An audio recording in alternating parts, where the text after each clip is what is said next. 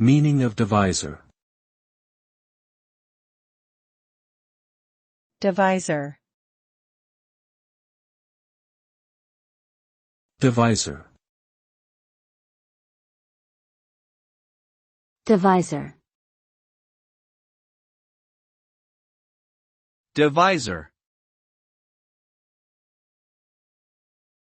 In mathematics, a divisor is a number that can divide another number without leaving a remainder.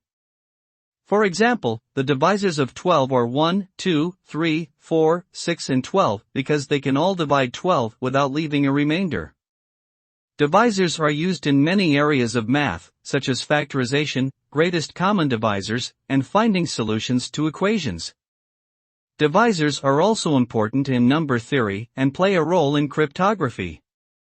Understanding divisors is essential for solving many math problems, from basic arithmetic to advanced algebraic equations.